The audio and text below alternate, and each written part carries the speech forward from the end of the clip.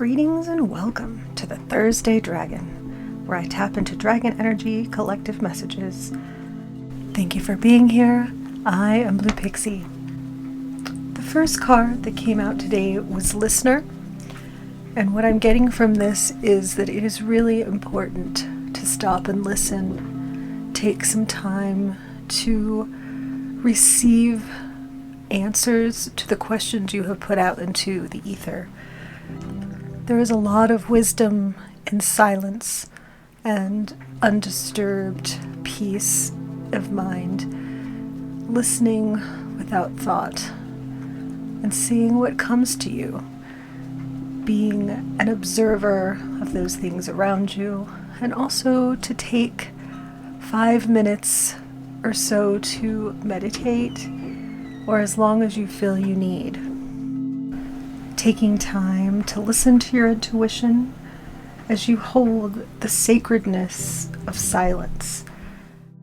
I also like to listen to vibration music. There is a lot of variety on YouTube. I like to listen to love vibration music or whatever I'm called to help me get into that blank space. Sometimes I'll turn it off and just listen in total silence and really hear what is meant to come in. Also, when you wake up, there is that moment between sleep and awake, which is an amazing time to reflect and listen to the messages that are there for you. When you do this intentionally, and even you can open your third eye center, imagining your indigo light funneling from your third eye and gathering. This was a practice that Athena brought into my attention from her activation, that funneling in the information and just being silent in your thought as you are putting it out into the ether, and then bringing it back in and seeing what comes in, seeing what visions and other things come in to help guide you. You have all the answers you need within you, and sometimes we just need to be still and silent and let go of all of the outside distractions. Okay, the next card that came out is Lady of the New Buds. This is thinking about a bud of a flower. I'm getting a vision of it just starting to bloom. It's new beginnings. It is tenderness. It is gentleness. And know that change is all around you. Change is always. It is a constant. Embracing the change around you with grace and allowing what is meant to be come in. When we resist the changes, when we have more hardships, learning to ride the waves instead of, getting fumbled within them, changing your direction when you need to, and being aware of what you have control over and embracing the change that's around you. As I am looking at my journal and my notes, the message that was, as your new buds begin to blossom, nurture each stage with tenderness. So really having grace and love yourself. Love yourself in the change and embrace what is. Change is growth. And having grace with yourself in these different stages of growth and during your blossom. And know that there are things that can happen that will stifle growth. And then you move forward and move on. Don't shame yourself. Learn from your steps and your stages and help yourself grow in tenderness and with grace. Giving yourself grace is such an important thing. I think too many times we have been taught to feel bad or have shame. What I like to do is see it for a lesson, have no shame, and say, what can I do differently next time? And learning from it instead of being stuck in the mistake or a perceived mistake. Mistakes are just lessons, and it's important to move forward in our grace and have tender care for ourselves as we are growing, just like you would if you were growing a flower. You have tenderness, care, saying lovely things to yourself, doing affirmations, listening to inspirational music, and taking out things that no longer serve you and bring you down to a lower vibration. Start to plant seeds of your new beginnings and where you want to go, and nurture those places that you want to grow in. Putting your energy into something that doesn't serve you is putting seeds in the wrong places. It's putting seeds that won't grow. Be in a place and put your seeds in tender care in the places you really want to blossom. Put all of that energy and love and care in the things you want to see. When there's places you've put seeds in and it's not growing, it's time to change directions. What can you do differently? What in that situation is stifling growth? And that will be a great way for you to know what direction is best to go. You know your path, you know what your passions. Following your heart. When we make decisions because of fear, it distorts our path. It creates lessons that we needed to learn because we did not follow our heart. And usually the lesson is, okay, I need to not do this path because it wasn't fear-based. Being in survival mode or fear, we tend to make decisions that are not good for our path or our heart. Always follow your heart's intuition. Follow where that soul wants you to go.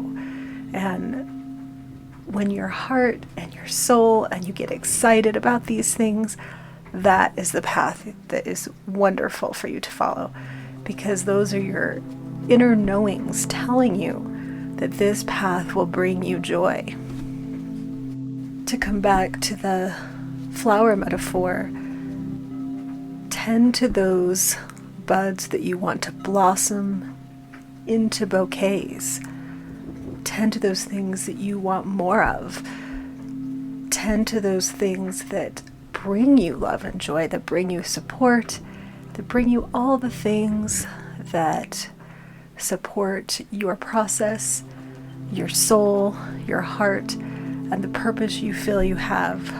Or if you're trying to find your purpose, follow those things that your heart lights up, that really brings you joy. What do you want to learn more of? What do you want more of in the world? What do you want to share?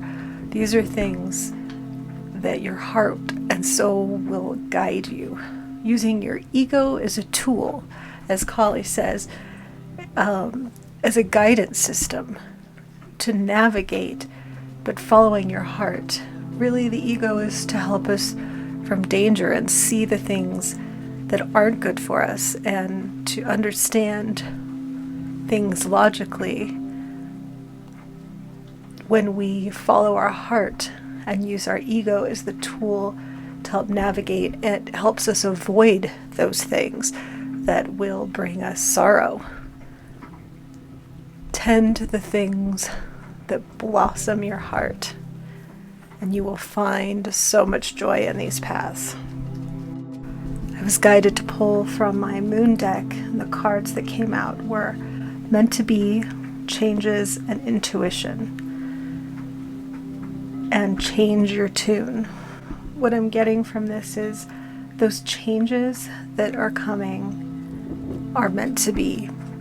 And when something doesn't work out, there's usually a reason. In my experience, when there's a sudden change of things, there's a better path. And it's always something that I inadvertently asked for that I didn't realize until the shift of the change is over, and I'll think, this makes sense, and it's always, for me, it's always better. So resisting that change just gives you more stress. embrace that change. Change your tune in the way you're thinking about the change. What is good? Look at the positive and focus on what you can control. You can always control your reactions. You can't control people around you, or sometimes you can't even control situations, but you can control how you deal with it, how you navigate it, and how you feel about it. And our own personal vibration is so important. When we keep in high vibration, it keeps us in that high path. When we lower our vibration, that's when things tend to navigate in the wrong way. So use your intuition. Know that these changes are meant to be, and there's a brighter future. Your guides are there to help you. And when something doesn't work out, there is usually a reason. And embrace what is meant for you, and put focus on knowing that what is meant for you will come for you. Embrace your buds, grow your flowers, love yourself, give yourself grace, and navigate these changes in a way of love, understanding, and see the silver linings and know that what's meant for you will come for you. This seems like a really good place to end the reading. I do little shorts for the overall message of the reading with little messages. So when you want to be reminded of this message in a quick way, there'll be a little short for that. I also want to recommend that when you go to our Thursday Dragon playlist, what I like to do is scroll and see. You can use it like oracle cards. I like to scroll and see what a title or what pictures catch my attention, and then I'll click on the message, and it has always been something that resonates with me. So that's a way you can, if you're wanting quick guidance, go to the playlist. You can also do that with the Fairy Fae Friday messages. These messages are uploaded every Thursday, as well as these collective readings. Tomorrow is the fairy collective reading if you want to tap into the fairy energy with me. Thank you for being here. I am Blue Pixie. I leave you with love, light, and pixie dust. Namaste.